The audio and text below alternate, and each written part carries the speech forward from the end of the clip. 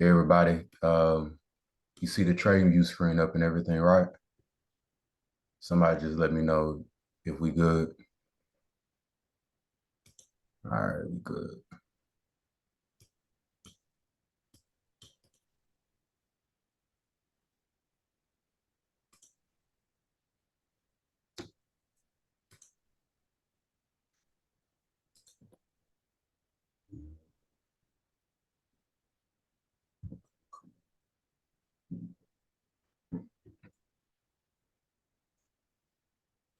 See how many people we up to now. 14, cool.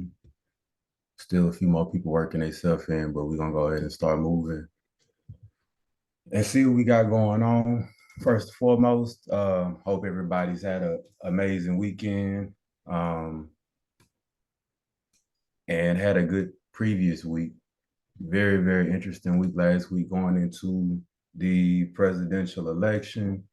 We've seen a big burst of upside for the entire market, and it looked like it's going to continue into the next week or this upcoming week. So um, that's what we can expect so far. We have seen Bitcoin run tremendously.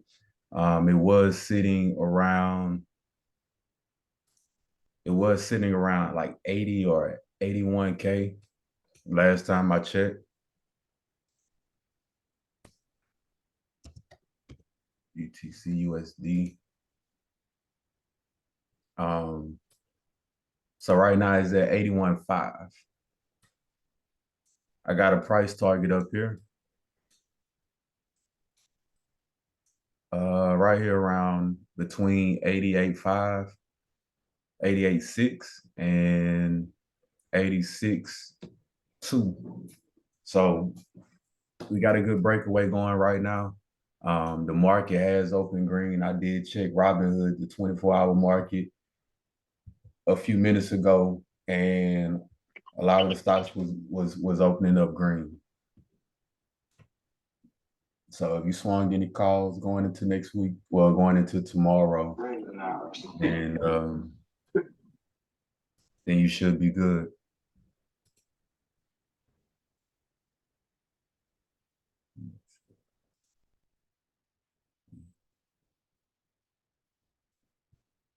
Okay, cool.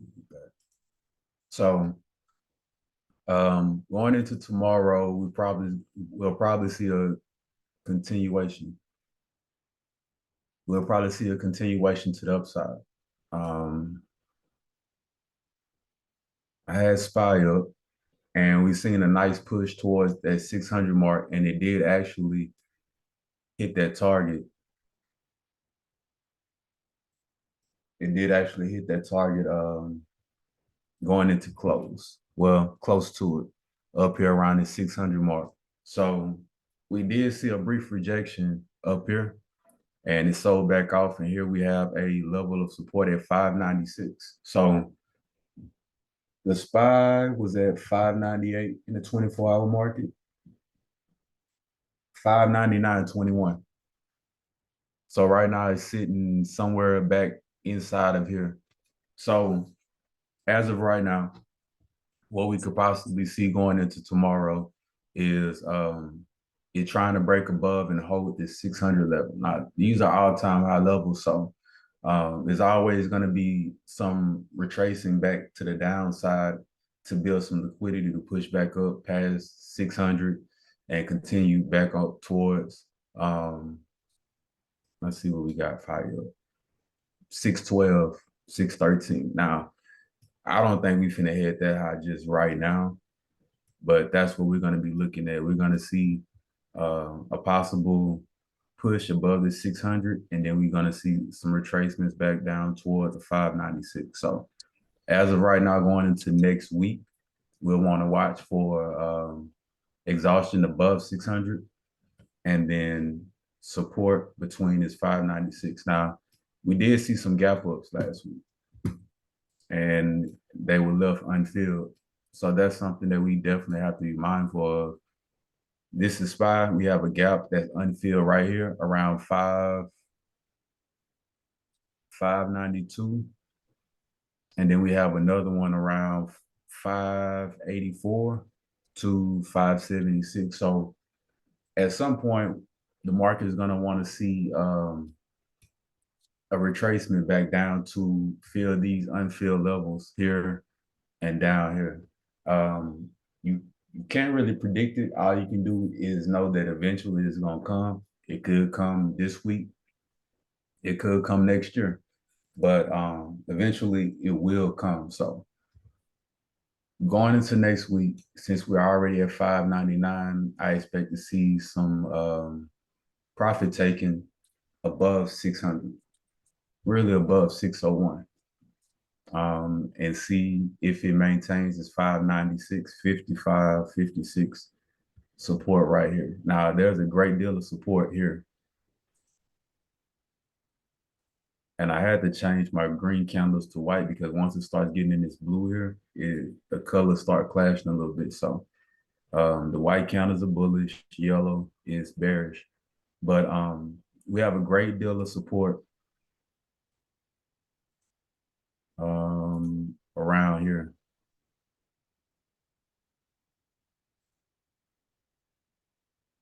Man, who writing on the board, man? Please don't write on the board if you doing that. But we have a great deal of support right around here to this 594, 593 level.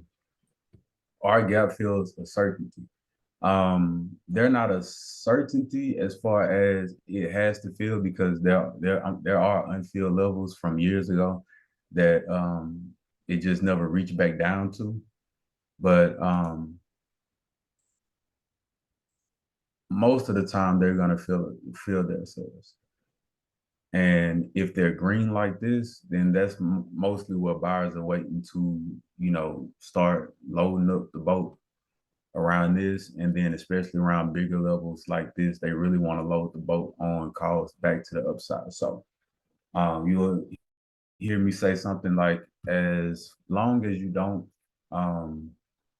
see a gap down and these green gap downs become red, then you can always play calls back to the upside. If they're red, then they'll probably get filled and you'll look for puts back to the downside because that'll be where sellers are sitting at waiting to short the levels back down to a certain price target. So then they can again load the boat at certain prices. So I definitely pay attention to the gaps throughout the week and I take mine for I pay attention to like here and here. And as you can see, like when it's a gap down here, then you'll start taking puts because you're looking for a rejection and you're looking for sellers to push the price back down. Definitely, Michael, definitely. But as you can see, we started trading back up into this zone here. And instead of it feeling it to the upside and then getting rejected back down to this 569 level where Bull stepped in here and pushed the price back to the upside. We just got that presidential push and it completely gapped up into a whole different level of support and demand. And it pushed all the way up straight vertically, all the way up to 600. It broke the all-time highs. And as you can see, the gap goes from here straight to all-time highs. And it takes off from there.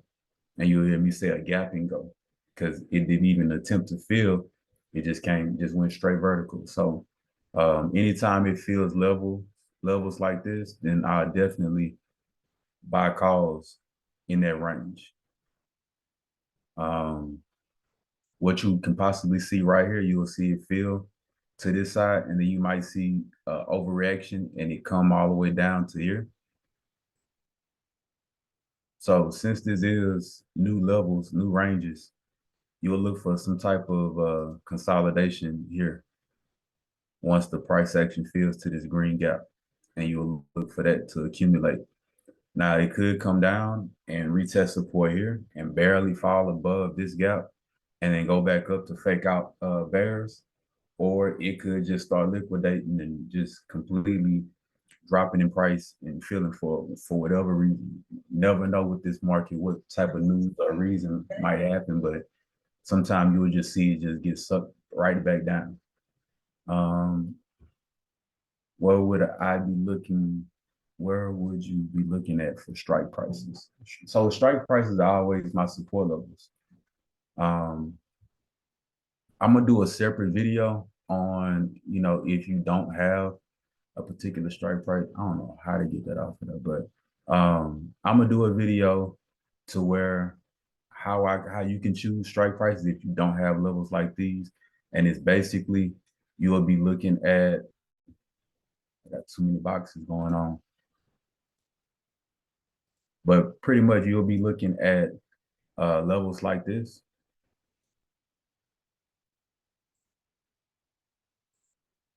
And you will see what the accumulation is, and that'll be pretty much how you choose different strike prices, where you see levels of accumulation at. And I go as far as down as the 30-minute chart to choose strike prices just by looking at consolidated zones, because normally the consolidated zones that's the cheat code to let you know where prices are going to eventually get drawn back to, because it was a decision being made for a couple of days or a day or a week at a certain price range before it made a move down or made a move up. So once that move is broken and it moves to the downside, then strikes should be somewhere between this 584 and 579 level once you're down here. So that'd be like how I would choose an out the money strike price if I was, and then have enough time on the expiration dates. I normally go, well, I like to go 2 weeks out, but if I'm swinging, and like I tell people, if your portfolio can handle it, then you will definitely want to take longer expiration dated contracts, because for one, you're paying all that money to have great data, to only lose maybe $1, $2 a day when you go months out.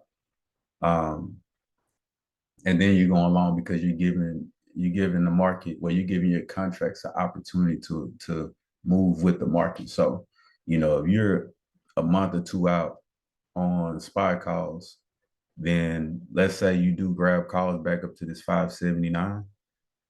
Well, you're holding down here, and eventually that 579 goes in the money here, and then you still have a month out. You have this giant gap that lets you know buyers are waiting. They're drooling to buy up this dip right here. And it only gets complicated when these two starts to intersect, because then this old supply gap here can kind of drag it and want to pull it back down. But as far as I know, once you get up here and this big gap right here, I mean, you got a month to hold it. So the trick is finding stocks that's in your portfolio's price range so that you're able to afford good options on it. That's my whole thing that I'm transitioning into now. Normally, if you guys been following me for a little minute, I'm always looking at Mag 7, the normal SPY Qs, Tesla, Nvidia, and all of those good things, Microsoft, Apple. But lately, I've been looking into stocks under $100 and lower, so that people that have limited portfolios, they can be able to get the experience of having a buy and hold option like people do with Nvidia and MSTR, and be able to sit on that contract throughout weeks or a month and watch it multiply for you without having the stress of having to trade every day. It's a different type of trading mental space when you don't have to trade every day. You just buy the dip and then you just wait, and then the days come. Like CVS, definitely like CVS, like Eli Lilly. Noah, we made big money on Eli Lilly, but that's how I've been transitioning. And in the Discord, that's what we've been looking at more, is trying to find. Right now we're in ticker symbol AKAM, and I actually averaged down into two more contract, extra contract. And right now it's in the money. We took in the money calls. It was trading at $89 to $90, but we took $90 calls, and right now it's sitting at 91. So if you took a second call with me, then you'll be able to trim one in the money and leave a runner. And that way, if it dips again, we'll take that profit money and go back and buy another one. And that way you hold on to one, but you can keep reinvesting it if the price action doesn't play out for you. You don't have to keep going in your pockets trying to buy more when you've made money enough money to buy another contract if you need to. So Tesla call tomorrow. Bro, Tesla was up to 330. Tesla was up to 330 pre-market. Well, 24 hour, 330, 360 right now. So Tesla's already moving, bro. I don't know what that is. How do I get that off? Right now I'm doing Zooms. I'm doing Zooms once a week. If you don't know, I'm not a full-time trader. Um, I don't really have the ambitions to be right now, but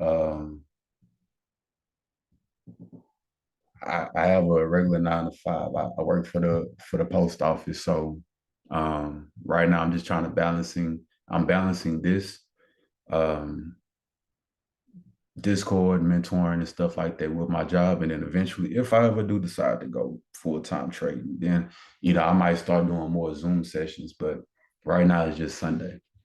Um, Somebody said Tesla calls. Tesla's sitting at 330, 360 right now. So it's sitting somewhere right here in the middle of these two support levels.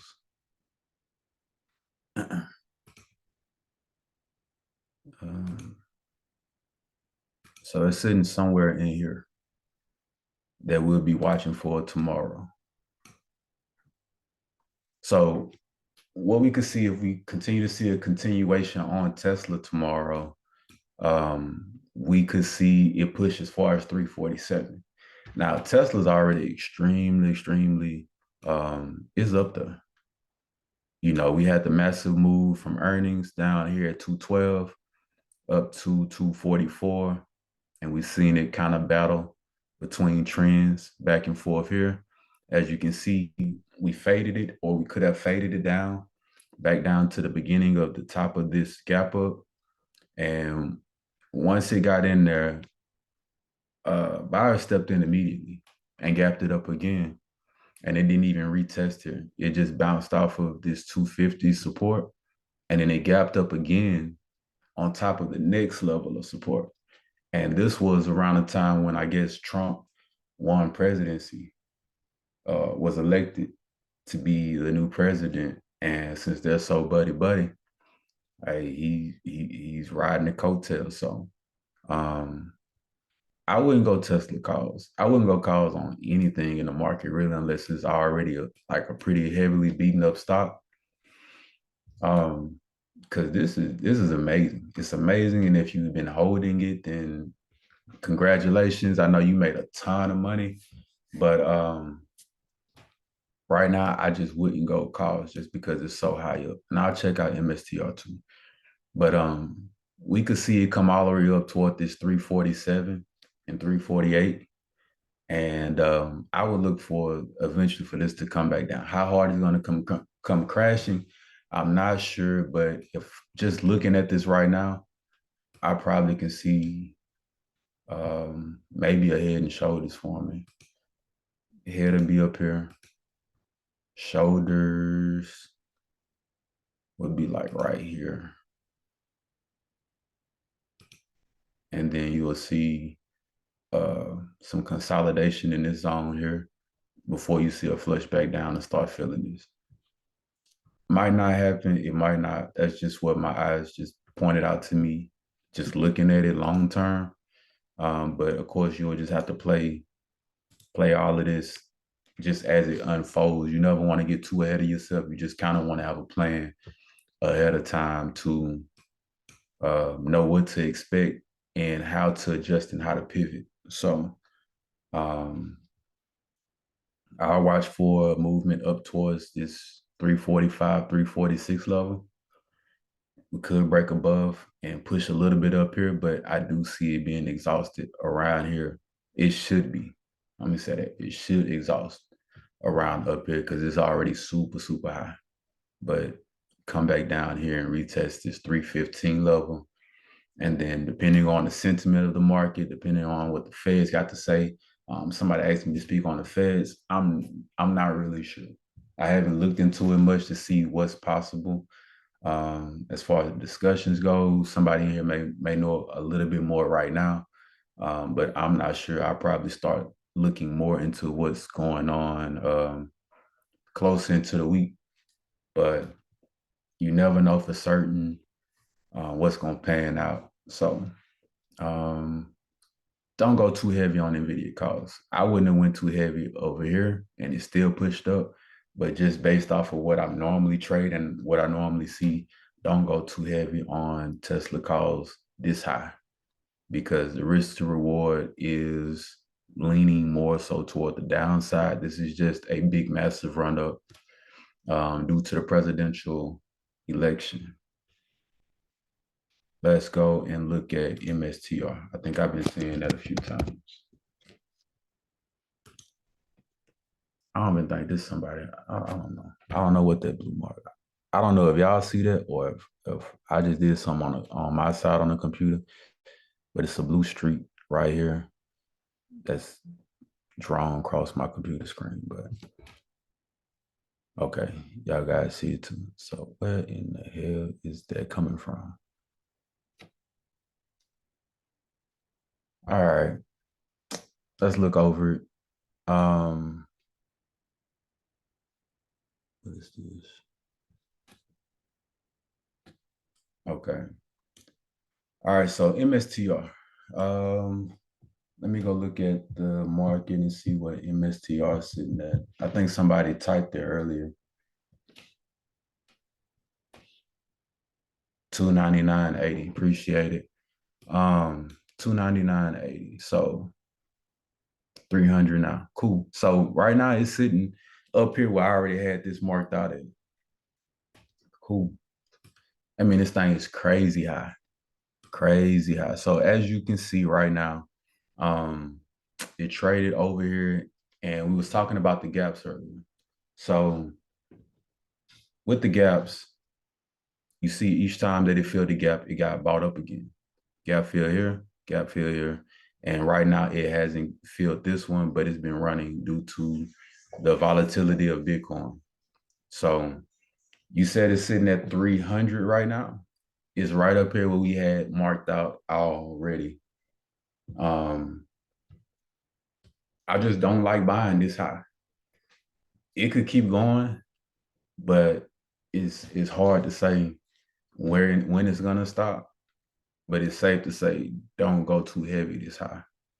One thing about my style of charting, this is called the Gann fan. It's a little complicated outside of regular technical analysis, but I've been working with it for about close to a year. The further in the red that you see the trend, the hotter that you want to buy calls. And the lighter that the color gets, then that lets you know hey, the price is extremely high. Be cautious. So as you can see, the red, the purple up in here, the dips were being bought, and now we're getting up here towards this light blue side to where the price action can get a little exhausted. And as you can see down here, the support levels are they're stacked on top of each other. And this is where you see the big moves because the gaps get bigger and bigger until it gets up here and gets a little bit more choppy.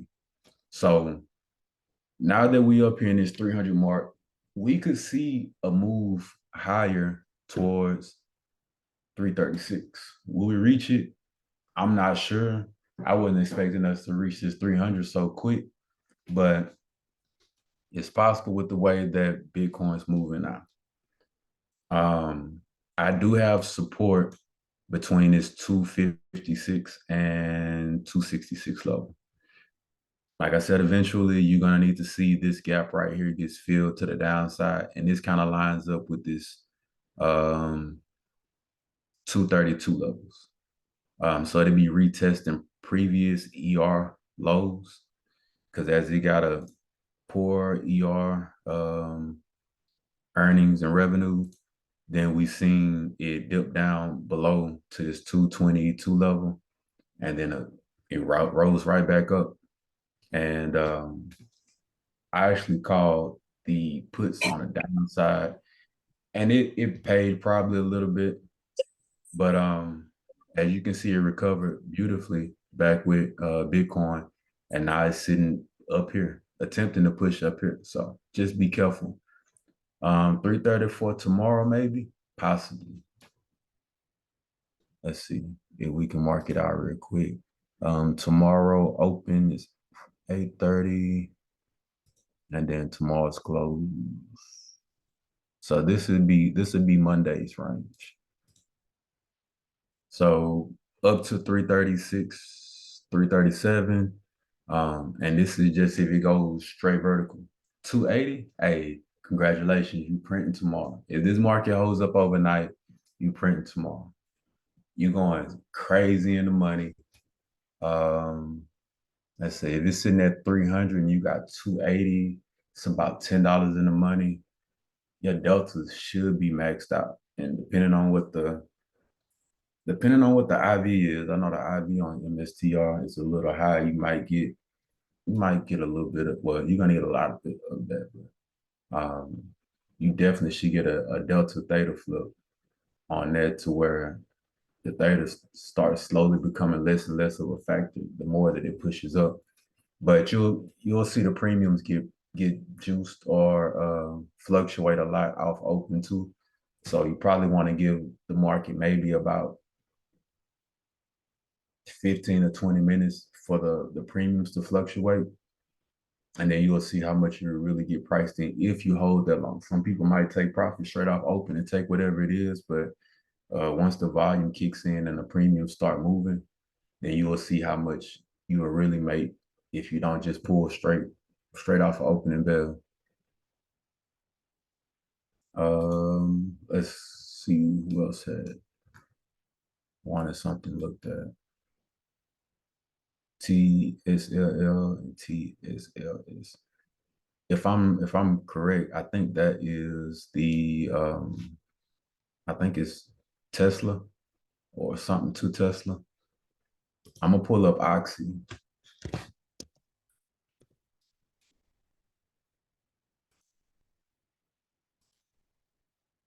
XRX. You probably gonna, well, yeah. Volume's probably gonna be low tomorrow.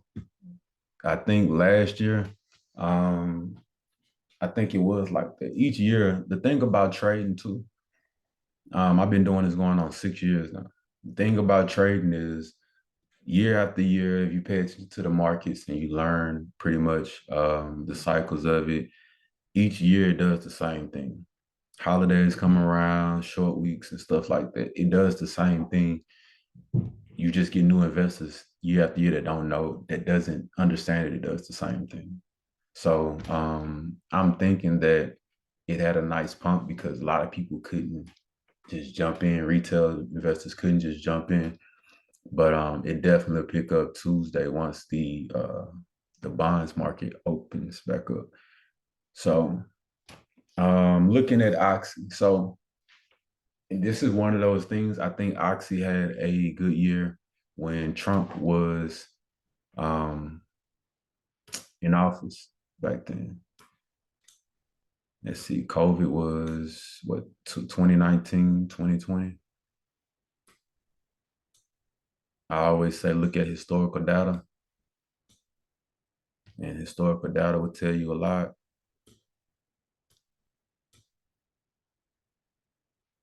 So yeah, 2019, 2020. So here's 2020. All right, so here's 2019, here's 2020.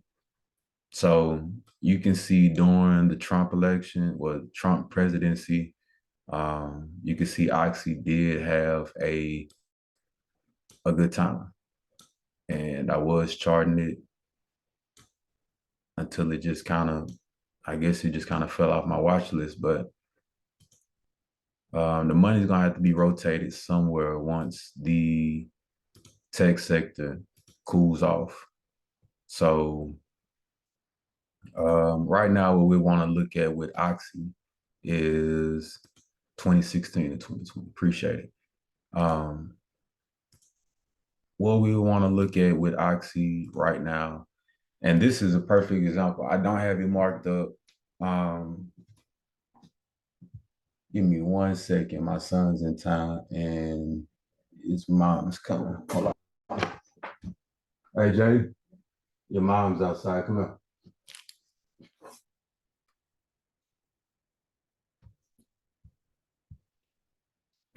here.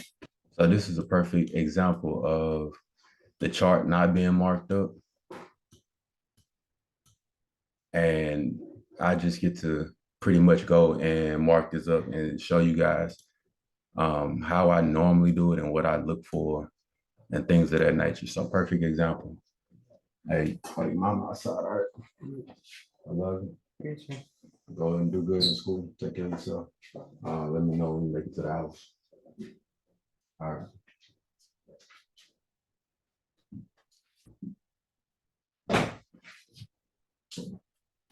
All right, fam, I'm back. So this would be a perfect example of how I mark up my charts. I wish this little blue line wasn't in the way, but I don't know why it's there. All right, so what I'm looking for, if you looked at one of my YouTube videos where I talked about top-down analysis, I start at bigger time frames and I start doing my trend lines from there. So the first thing I'm doing, I'm looking for lows. I will be looking for a trend here on up to there. And then I'll be looking for a descending trend, which it'll be around right here. So right off top, we got a little pennant forming. Triangle patterns, that's my favorite thing to trade because you can see breakouts and you can see breakdowns, and it normally sticks to the plan.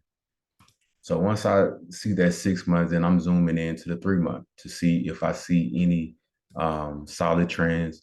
And I don't like drawing a actual trend line unless the candle's closed. If it's still an open candle, which you can look over to the right and see that still has a month left, I'm not going to draw anything because you want to see how that candle's closed before you you want to actually commit to playing a trend on it, because you want to see some structure first. You want to see closed candle structure first. So right now, I really don't draw any of these. Like as far as like falling wedges and stuff like that, I really don't like looking at them too much because you can see bounces, but then once you can see the bounce, it can come back and make lower lows, and then you'll continuously be buying it. If this trend breaks, then it'll break, and then you can see a flush back down to the downside somewhere like around here. So until this candle's closed, I'm just gonna skip this particular trend for right now. I don't really see anything that I like, so I'll scale down to the 1 month and see if I see anything on there. And I keep looking at this trend right here, but um, it's not a good one. So right now, as you can see, it's rejecting up here and it's slowly leveling itself back down to the downside. And the support that I'll be watching for is right here if it does continue to fall. So that'd be my actual interest level to buy calls, with this trend line being right here, and then you seeing this level of consolidation right here being played out over here. So just from playing these so frequently, normally what happens is you see a move down here, and then you'll see an over dramatic move to the trend and then back up. And normally the second time it comes into this consolidated level, it doesn't last long.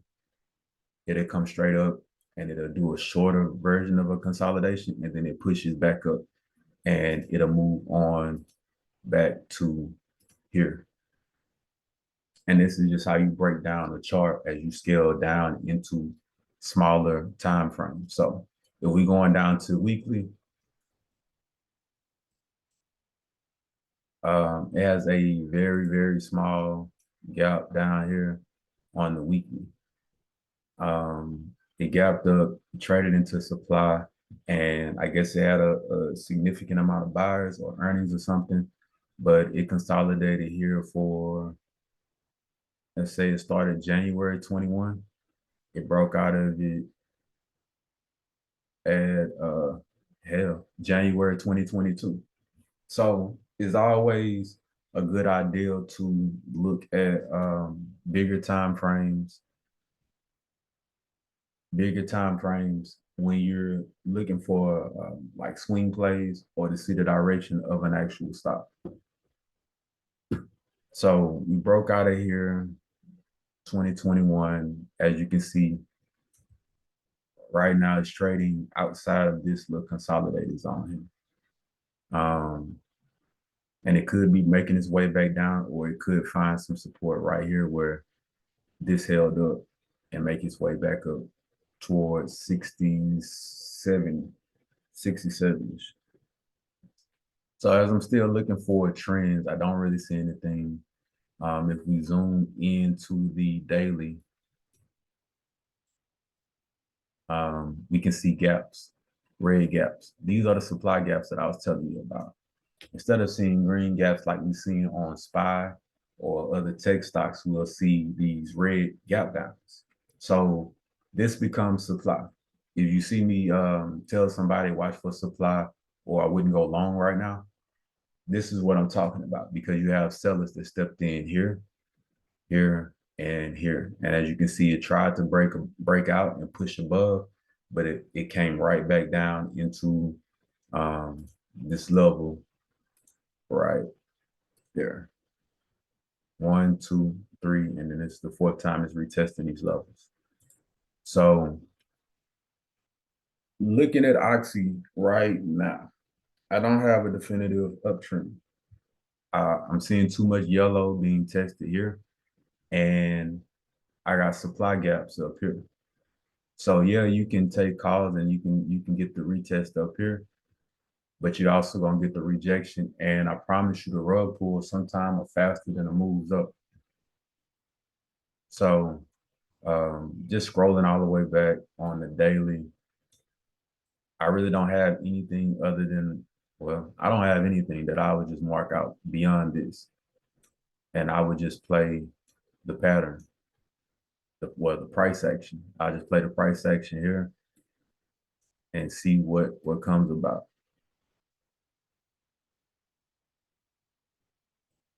So I'm still bearish on Oxy. Something could happen if we start seeing some green gap up on the daily, and it gets above this price action and back within this consolidated trend on a bigger frame. If it gets back up in here, then we can do something with it. You don't want to look for, this is where you use some of your indicators in confluence with what you're looking at on the screen. So you can look at your RSI, you can look at your MACD. What else would be good? You get the RSI, you can check the MACD to see if it's curling back up.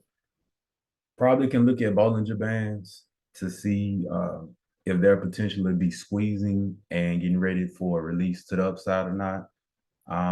EMAs, moving averages. I don't have any set on here right now, but you'll look for the 200, the 50, and probably the 21. The 21 is for intraday moves. The 50 would be for, well, for me, the 21 would be for intraday moves or bounces or rejections. The 50-day would be for actual trends to know whether it's bearish or bullish above the 50-day moving average. And then the 200 would be for long-term support or resistance there. So it's a couple of different indicators that you can use in Confluence with just trading based off price action and based off of candlesticks that helps you make a more of a sound decision when you're trying to trade this stock. So as far as Oxy right now, no, I wouldn't look at any calls on Oxy unless we gap up above this level And then I want to watch to see something like the RSI. My favorite things to watch is the MACD to see if the MACD is starting to curl back around and go from red to green, and some of that volume starts to pick up and push us back to the upside. So 50, 100 are getting ready to cross on GME. I got you. And yeah, we looked at GME. I haven't looked at the actual moving averages on it, but it did have some solid support levels. So MSTR, Oxy, TSLL, and TSLS. I'm not real sure what that is, fam. Oh, Tesla bullshitters. What about TSLS? Tesla bear. Okay. So those are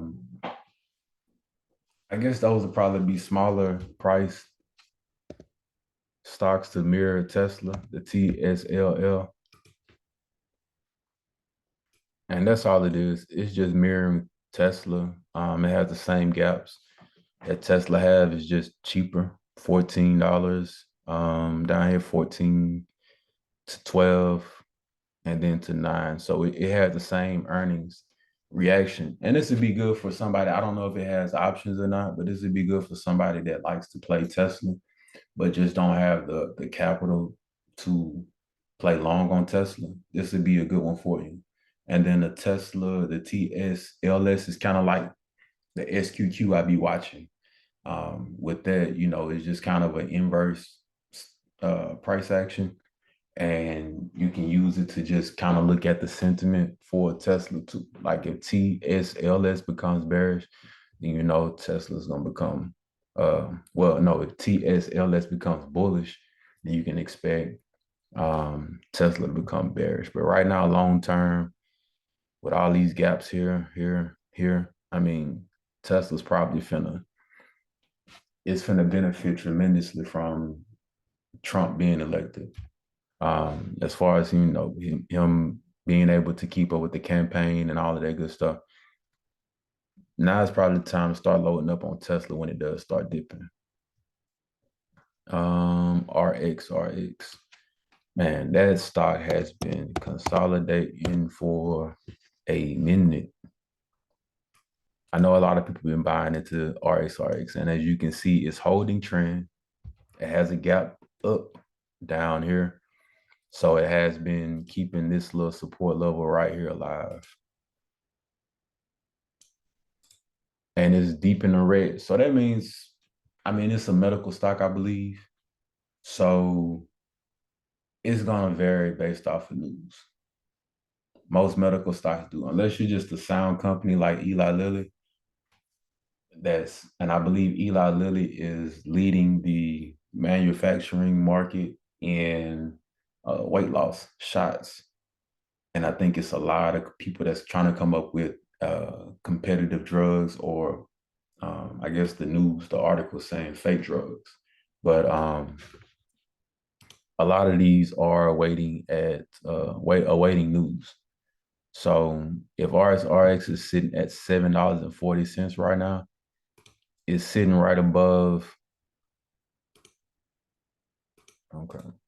It's sitting right above the supply zone right here. So as you can see, I have the prices labeled in yellow where the supply zones are, just so I can be able to watch it and monitor it. So each time it gets within the supply zone, then you see it being shorted back down towards this green zone here at $6. So what we're going to need to see, and the market may be purposely doing this, but it's not gapping it up anywhere within the zone. It'll be high, and then right when the market open, the price action retracts back down, and then it trades based off of straight price action instead of having a good day to gap up. And it lets you know, all right, buyers are stepping in at this. They want this to move up more. If you follow the pre-market analysis that I post, I always post, hey, either we got a gap up or we got a gap down on open, and then we can follow suit off of that. If SPY gaps up and it's a nice size gap, then you'll want to buy the dip. If SPY gaps down, then you'll want to short the pump. So if we're looking at $7.40 right now on RXRX, I mean, it's in a hot zone. This is a accumulation zone, and eventually it will pop if it gets the right type of news and it gets the right type of volume. But I think it always stays pretty heavy in volume. But if it gets the right type of news and it makes the move, then it's gonna come up here to where it's gonna have to face another level of supply between 875 and 761. So as you can see, it's looking like it's a heavily shorted stock.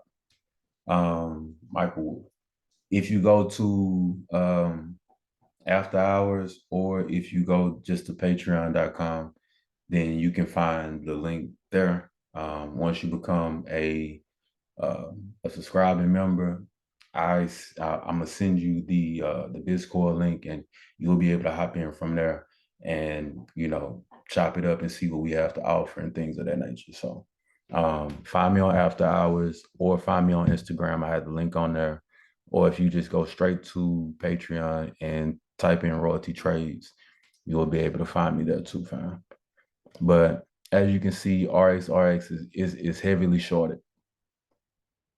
So we'll want to see more gap ups somewhere over here to show that eventually investors are starting to buy into the price action and they're wanting to eventually push the market up. Because right now it's holding a big consolidated level within here. So not saying that it's not gonna move. I'm just saying if you're gonna buy shares, shares is the way to go. If you're gonna buy options, make sure you go long on those contracts because you don't know how long you want to go long and you want to go into money because you don't know how long it's going to be within that range or how long you'll be holding it, if that makes sense. Most of the stocks that just move up and down with super volatility is because they have holdings in ETFs, and that ETF has to perform. So, stocks that they hold, they're gonna move up and down pretty frequently. But if it's something like RXRX and a major ETF doesn't have like big shares in it or something like that, then you can see it just take its sweet time until it decides that, okay, I'm ready. I've accumulated long enough. I'm ready to pop. If it pops, then we'll be looking at definitely be looking at 875, and you'll be looking at supply here. So you can expect the prices to be challenged up here. If we get a gap up anywhere below here to where it can dip down, it can accumulate, get bought back up, then we can see that move be made back up to like $9.50. You'll see a nice cut get formed here and a push back up. And long term, I mean, this could be a big flag breakout. Well, wedge breakout, something like that, because we have a big gap up here at $14. So that lets you know where the potential is. That lets you know where short sellers are looking to step in at. If this thing gets up to 1481, we're gonna slam puts, we're gonna push it back down, and we're gonna see if we can accumulate prices before it makes the next move up again.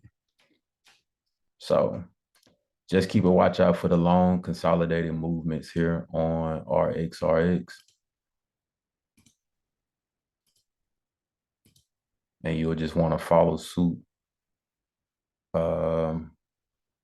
You can watch this from over here, over here. This would be resistance, and you'll want to see if it can have a supply and demand flip to where it's retested up here. They got shorted.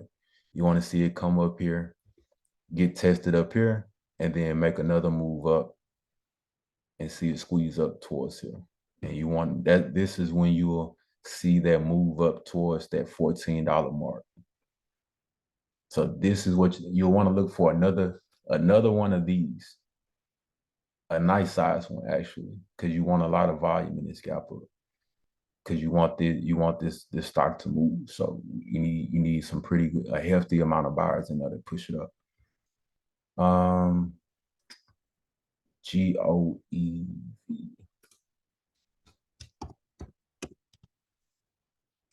Canute. I don't know nothing about it. Oh, this thing cheap. What is this? Earnings on the 13th. What's the day? The 10th. Okay, so you have earnings in a couple of days. Cool. Um, yeah, I don't know if I'll touch this. I mean, it has upside up here to $1, but let's scale out some more. Yeah, it's a dying stock, whatever it is. I don't know what it does. I don't know what the company does or anything about it, but it was expensive at one point in time, and now it's on the verge of going into the OTC market. So um, it's accumulating. Price actions drying up. I mean, it's not much more of a downside it can go to. You can watch it dry up, and then you can get a pop. But stocks like these, bro, I don't even really pay attention to 'em. If it's a failing market, I mean, you can be in here just to make some money. But as far as fundamental goes, it's no reason to heavily invest in this other than to make a quick buck. And that's not what I'm here for. I'm trying to find things that can make us money over a good period of time. And seeing a descendant stock like this, I mean, it's just not worth our time. So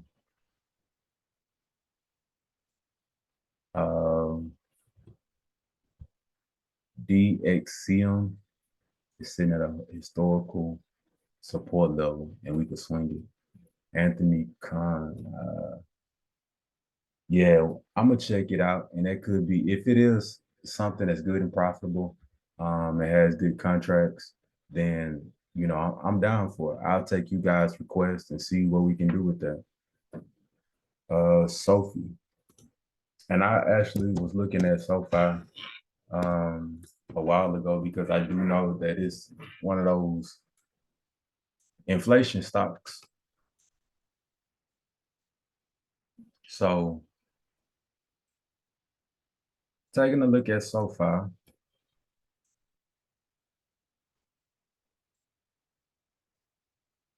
it's a nice uptrend. I ain't gonna lie to you. It's in a very, very nice uptrend. As you can see, we got a big green candle going into close Friday. So, um, let's see what the weekly has. Okay, so I'm gonna clear this on SoFi because I just want to look at this without all of my extra charting on there. So let's clear that and take a look at it.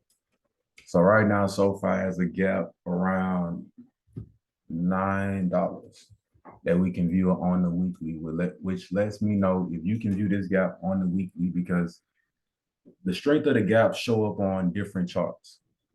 If we go into the 1 hour, then you can see more gaps. So the higher the time frame where you can pick out a gap on a chart, that lets you know it has a lot of buyers waiting for it to be purchased up or right there around that block. So going into here right now, we're seeing a nice level of accumulation before the pop.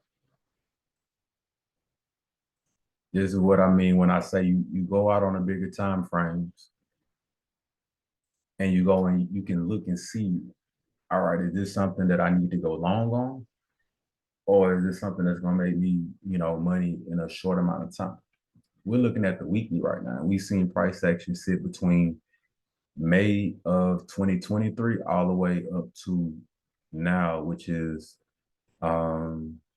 it's November last month. on the 21st when it finally broke out of this 1050 to $6 range. So right now on SoFi, since we have seen a breakout of that accumulation stage, now we want to start looking for the next moves up. And it does have a nice level of accumulation here. So you'll take that and you will stretch it out to let you know where you're headed to next. So with SoFi breaking out and going above this 1355 level, then we can start seeing a price action move up here. And this is just going off of bigger charts. If we were to try and build some trend lines on this, then we can start as far as the 6-month chart. And you can start breaking it down from here. And once you zoom all the way in, then you will know where's your bottom.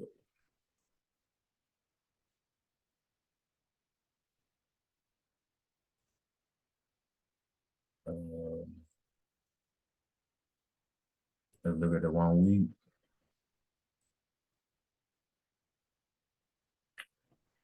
If I was to draw one here, it'd be right there.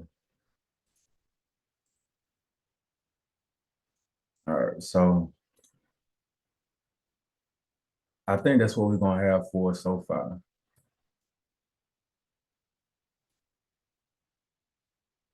And I promise you guys, as you do this more, then you'll start seeing trends easier and easier, and you'll be able to mark them out pretty frequently. So as of right now, that's what we got built as far as trends go. So this trend right here, if we have to have a dip, then you'll want to buy the dip around here.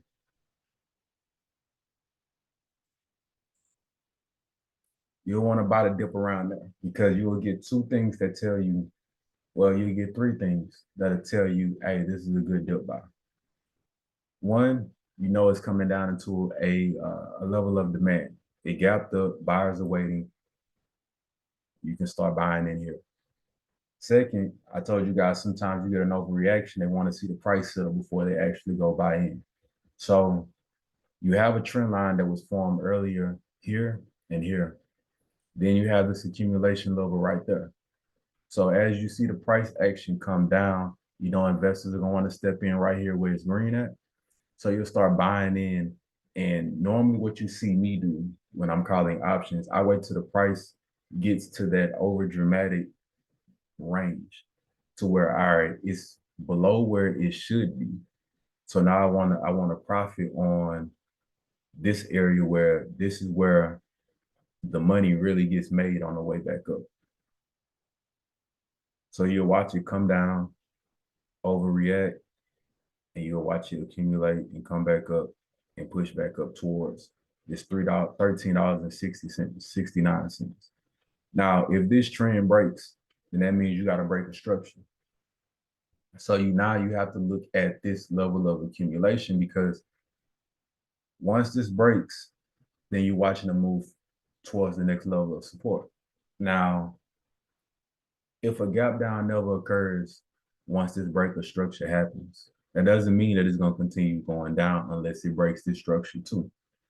Would let you know, all right, now it wants to head down here. But if the price action never gaps down, but you see this break of structure here down to the downside, then it's still good. These are still in play. You're just buying the dip here. It broke structure, you're buying the dip again, and you're looking for the move back up here. Always respect the trends and don't get too far ahead of yourself and think, oh, it's coming straight down here. No, where are your trends at? If it's not breaking structure, then that means the calls are still good. You're just seeing more of an over dramatic drop so that investors can get in at a cheaper price for the move back up. But for the most part, all of this is good, even if it does break structure here and it comes down more. Let it come down till about 905, 907. Buy here. If it drops down, buy a little bit more to accumulate and ride it back up towards here. If you don't see a gap down, then the price action is still safe for the upside. You should only be worried about that if it drops and you see a big one of these going across your screen, then it lets you know the tides are turning. So that's my look on SoFi, RXRX is in, ARK, and BlackRock. Okay. I didn't know that. Like I said, some of y'all know more than me about, some of those stocks. And y'all educate me all the time. BXCM. That looks familiar. Definitely looks familiar. XCOM. Yeah. I think I traded this at one point in time. And this might be a good one to add to the under $100 stock list.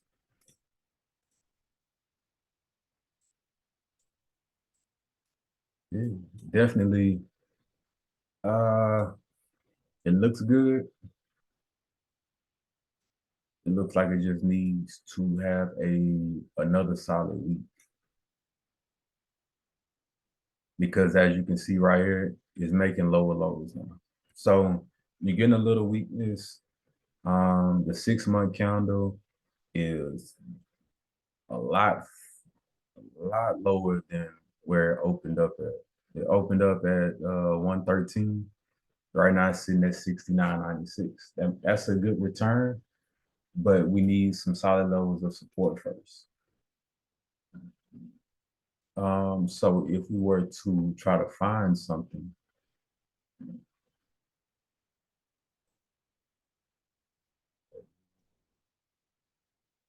I'll probably start at the monthly because that looks like where we can find the best level to start the trend at.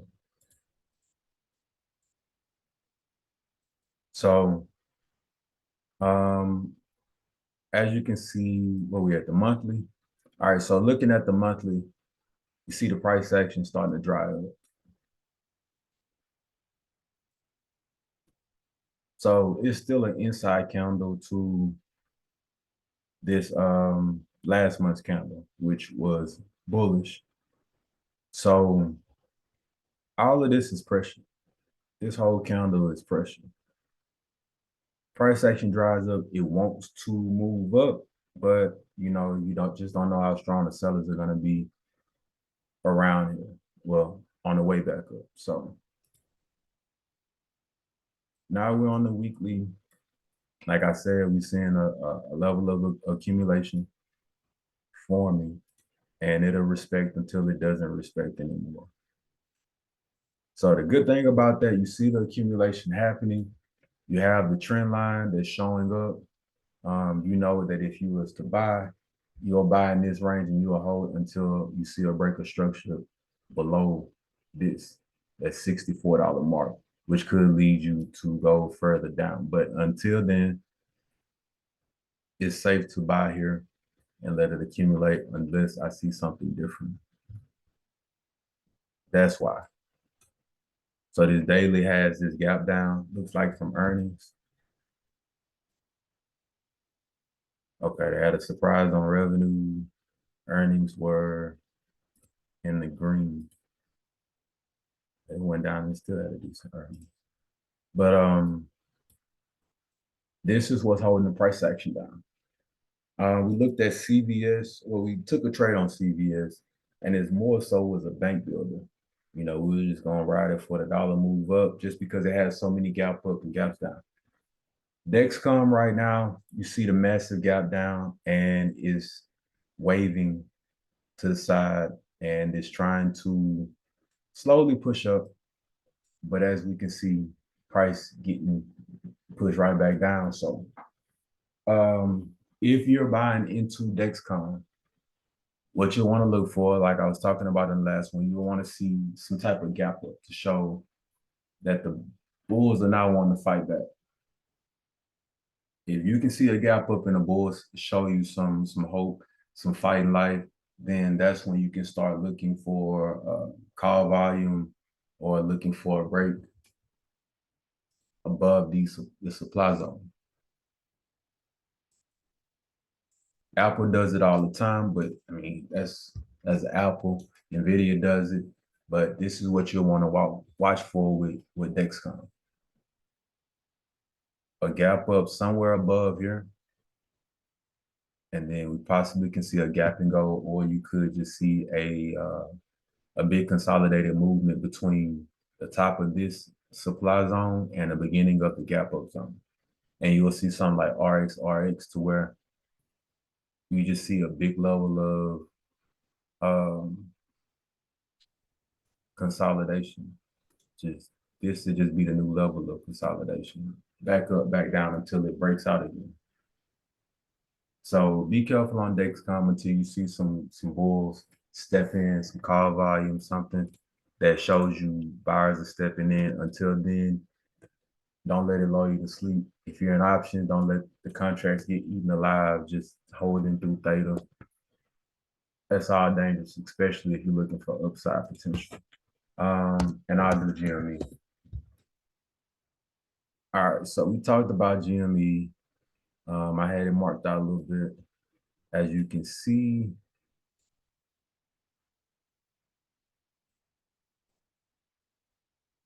all right, as you can see, it's been riding this trend.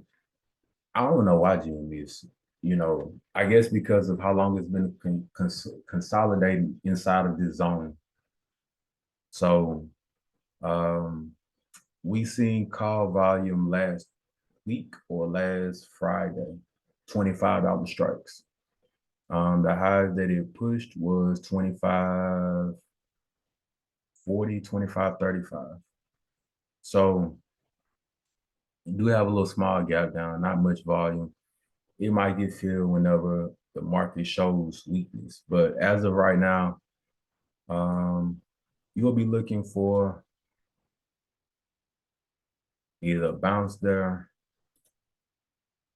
a break and hold there, and then my price targets would be somewhere within there. So that's support around 23.50. That is resistance right now at 25.55 or 25.65. And from here, you'll want to see a support and demand flip. And pretty much what that means is old levels of support becomes old levels of resistance becomes new levels of support. And you'll want to see a spike up here, and then you'll want to see a retest before making the move back up towards this $27 to $28 range. $25, 11.15. I'm up 95% about Thursday. Hey, that's nice. Bro, you making money. Making money.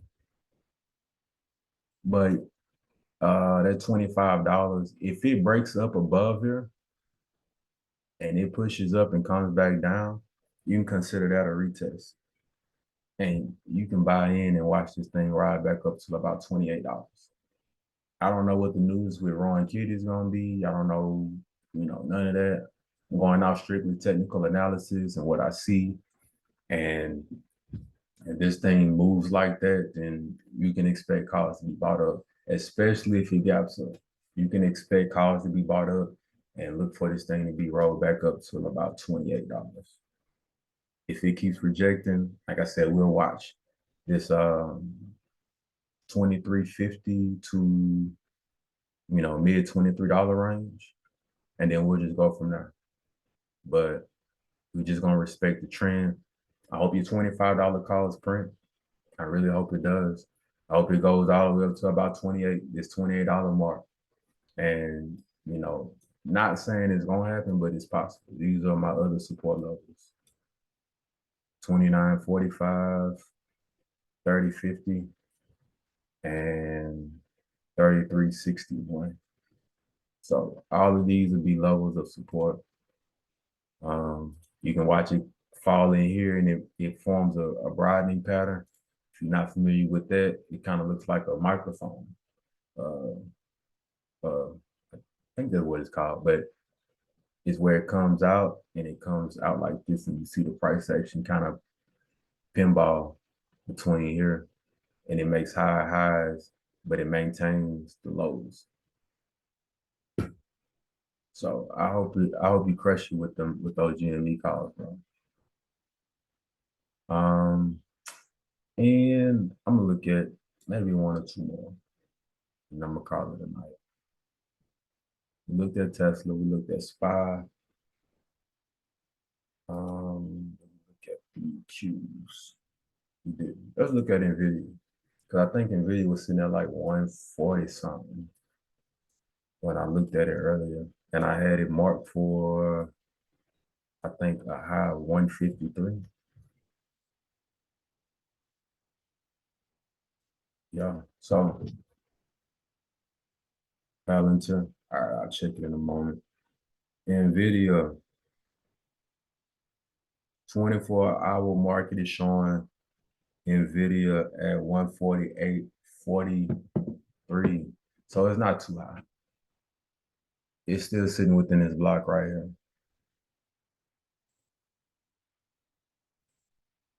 So it's sitting somewhere in this level up here, 148.43. So going into this week, I will be watching for appreciate that. I'll check it out. Going into this upcoming week, I'll be watching for any type of exhaustion or resistance at that $150 level. And we'll want to see how it reacts around here. It's already crazy high, crazy high. You know, I was expecting for these gaps to get filled down to the back down to the downside, but we didn't get that. Like I said, that could come at any time. Timing those gaps are very, very hard at times. And sometimes it just doesn't feel until you just see a complete pullback in the market. And there's a lot of them. These gaps could be held for earnings. So it's a lot of things that you can consider when you see gaps and the market just continues to run like that. But going into this next week, what we want to see is you want to see that 150-55 range be touched, and that'll be the new level of resistance. Now, if that continues to hold, if we want to go and look and see what's the next price target above that, Monday's open is about right here, and here's Tuesday. So we'll be looking at price action between 154.75 and 153.75. So if we wanted to play, if you have calls or you just looking to the upside for that, it'd be 150, 150.55, and then the next ceiling above that'd be 154, towards 155. To the downside, we could see a trade in here, and if it doesn't have a gap down, doesn't have the right kind of volume push to the upside, we want to see a hold this 147 to 148 call range, well, support range, in order for it to make a move later on up. Because this could just be a nice little cup. This could be another little low to the side before it moves up some more. If it plays to the downside, which I think is already kind of extremely high, but if this acts as resistance and we see a sideways movement here, then we could see a flush back down and fill these. As long as it don't gap down by the dip at 145, 60-ish, and see if you can make that move back up to that 148. That'll be a strike price. If you come down here to 146, I'll tell you don't go any higher than 148 because it'll give you an opportunity to hit that strike price and then possibly go in the money back up to 150. That's how you make good money with options, is being able to take strike prices that has a good balance of being in the money and then being attainable. So I definitely tell you to take 148 strikes back up to 150 if the market decides that it wants to go up even higher and even more. And PLTR. This is gonna be my last one, fam. And actually, I was looking at short and Palantir down here, right there, because I just knew in my heart that it was gonna come back down here and it was gonna retest, and we would have been able to fade Palantir back down to about 47. But it didn't happen that way, and the market decided that it wanted to do what it wanted to do, and it wanted to push Palantir even higher and higher and higher. And here we are sitting at a support level here at 58. So you said it's sitting at 59.70 right now. It's sitting, so it's sitting somewhere, let's say somewhere up in there. 59.65. Yeah. So it's sitting in this box somewhere right now. The good thing is if it opens up at that range tomorrow, then we'll see a nice gap up as long as it opens up there. And then if we see it retest this $58 range, then uh, you'll see it make a higher move up. This is the next range for resistance. Right now it's at 63.14. Now the crazy thing is it has room for big drops back down to 52, back down here to 51. Now it has big moves for drop, and that's because it hasn't really formed any more candles below here before it actually decided to gap up. There's no more daily candles between here and here. It just opened straight up here because of earnings. Then you have this massive run up here. So when stocks just when tickers go straight vertical like that, we don't really have any solid support levels because it hasn't given it enough time. The price action hasn't sat in a certain spot long enough to build support, to build accumulated levels. So you just gotta kind of ride it out, and then once you see a very volatile move to the upside, then that's when you will want to start trimming, taking profits, and then wait for some support to form back around these candle ranges. Like around here, you'll want to see some type of consolidation back here so you can know what's happening. Because there's nothing setting up over here. You're going to see just a drain back down here. You'll see a drastic drop. You'll see some consolidation somewhere here. Then you will see another move down until it finds support here at 52. So another one. I know these stocks moving. I know they pushing. Trust me, they can keep moving. But at these levels that is at right now, they can come down very, very, very quickly and create a lot of bad holdings around this area. So you want to be careful because it's definitely possible. But as long as the market's moving like it's moving, then hey, we just gotta play it. I'm not saying shortage it, not yet.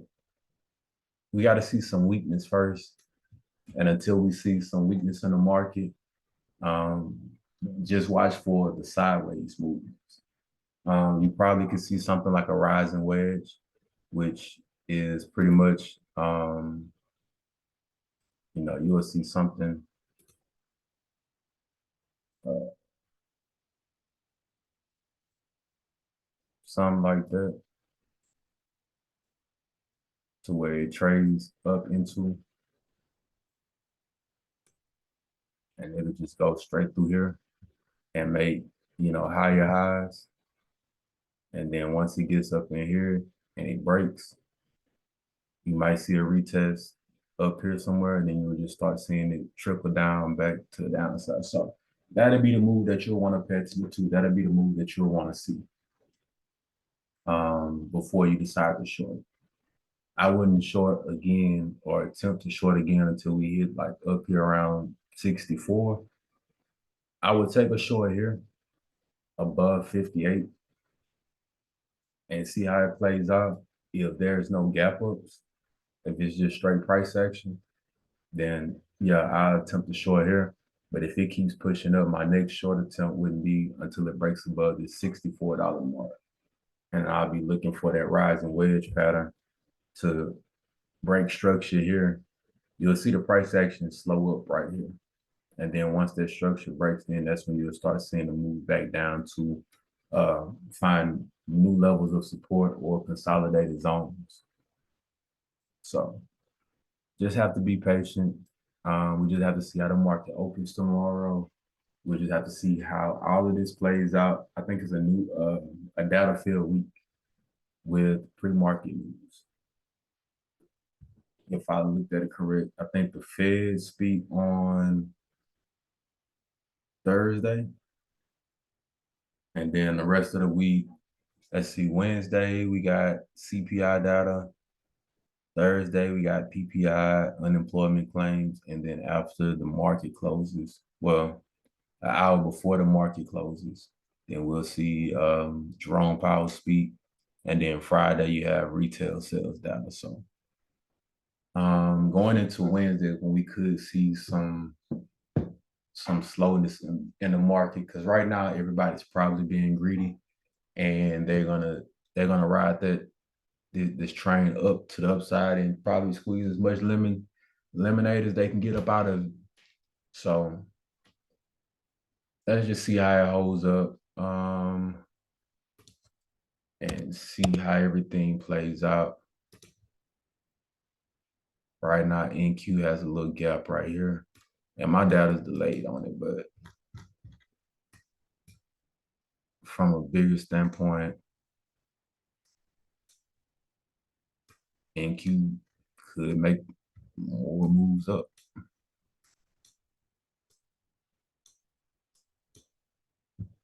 And it could break to the upside and push towards 22. So normally when I'm trying to guess what's going to happen with the market, I'm looking at NQ, I'm looking at ES, the futures market. I'm watching Bitcoin to see how that's moving and, how that's panning out. We've seen a beautiful bounce off of this 78 range, and it's still pushing towards this 85 to $88, 88,000 range. So we'll see in the morning. I want to say I appreciate everybody for tapping in, for hanging out with me this afternoon. You could have been doing anything, but you came to check me out and ask questions, to hang out and just talk market for a little bit. I appreciate everybody with the tickers and the questions. If you're not already, or if you're interested, I said it earlier, you can check out my Patreon link in the after hours bio, or can you show your trading profile setup? I can. But yeah, you can check out my bio in after hours. I have a Patreon link there. You can go to patreon.com and find Royalty Trades. You can go to my Instagram. I know I posted there for a lot of you guys, just to be able to interact with you guys outside of that. I'm a normal person just like everybody else, so I like to hit like sometime too. But you can check it out on there. That's how you get to my Discord and become a part of the family. We have fun. We've been growing, more engagement in there. Everybody's kind of feeling like a team. And like I said, I'm scaling down my stocks to cheaper stocks so I can let everybody else see that you don't have to go and follow that big day trade and $500 stocks, $320 stocks. Like, you don't have to go that route to grow your account. Like, you can put $400 on a $50 stock and be in the money, and it go up $1 and you up $80, and your delta is like $60, and your theta is like $1, $2. Like that's the safe way. That's the enjoyable way of trading options. You're not stressing yourself mentally, and you know you have months. We took AKAM. I think we took January or March calls, but I mean, it's plenty of time for those calls to recover. And the way that I chart, I give myself an opportunity to only buy in once it hits a new level of support. So the calls always go back in the money, if that makes sense. You just have to be patient and allow the buy and hold process to take its time and give you the return. So I appreciate everybody tapping in. I see you guys in the morning with a pre-market analysis. See if we can navigate this thing successfully every morning like we always do. And we gonna get to the money. I hope all y'all guys print though, especially you with the MSTR calls. 280, man, that's crazy, bro. That's crazy. That's gonna print so much money for you, definitely if your holds up. So see how you guys in the morning. Tapping out.